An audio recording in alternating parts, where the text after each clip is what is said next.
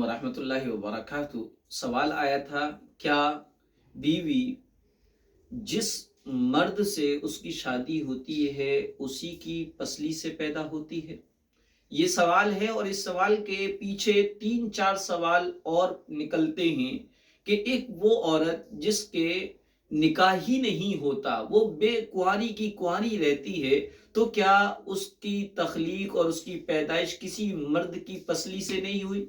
या एक वो औरत है जिसका निकाह तो हुआ लेकिन निकाह ये आगे नहीं चला बल्कि बीच में निकाह खत्म हो गया।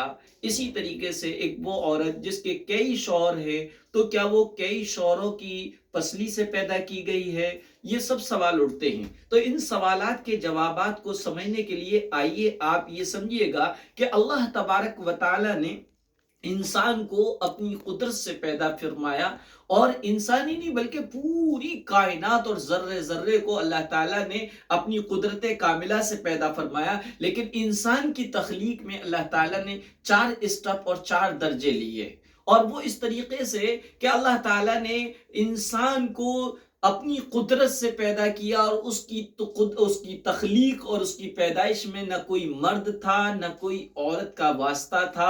उसकी मिसाल हजरत आदम अलैहिस्सलातु वस्सलाम है, जिनको अल्लाह तबारक व तआला ने मिट्टी से पैदा किया। यहाँ पर यह सवाल होता है, क्या हर इंसान को मिट्टी से पैदा किया गया, या इंसान अव्वल यानी हजरत आदम अलैहिस्सलातु वस्सलाम को मिट्टी से पैदा किया गया? तो सही बात यह है कि पहले इंसान यानी हजरत आदम अलैहिस्सलातु वस्सलाम को मिट्टी से पैदा किया गया, और बाकी इंसानों के बारे में मिट्टी से बना हुआ इसलिए कहा जाता है कि मिट्टी से ही चूंकि ग़िज़ाएं खाकर वो नुत्फा बनता है जो इंसान की तख्लीक का बाइस बनता है। दूसरा तरीका इंसान की तख्लीक का ये हुआ कि उसमें सिर्फ मर्द का वास्ता था लेकिन औरत का वास्ता नहीं था।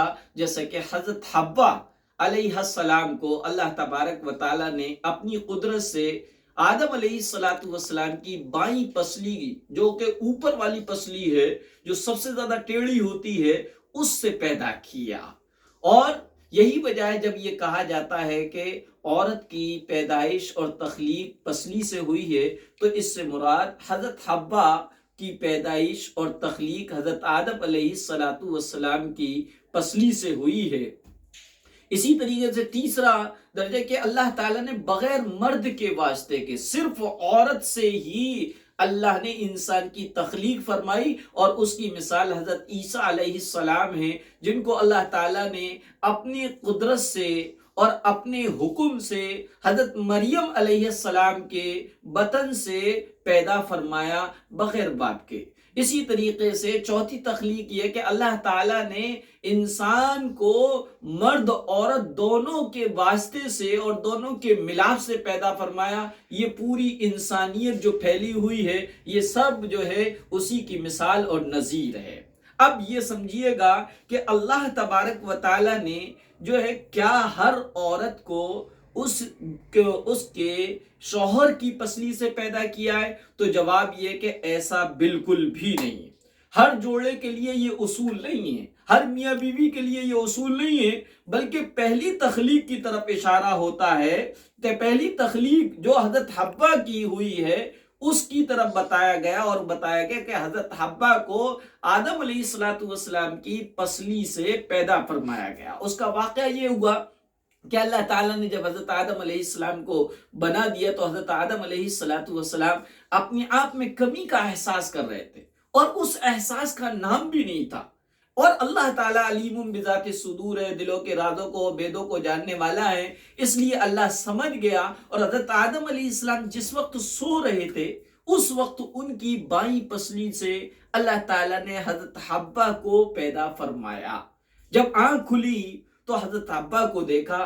रिवायतों में आता है कि हजरत आदम अलैहिस्सलाम को दर्द का एहसास ही नहीं हुआ।